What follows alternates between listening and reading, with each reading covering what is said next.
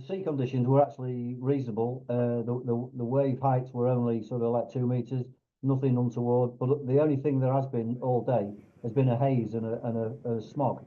So this morning it's been very foggy, and the fog has never lifted.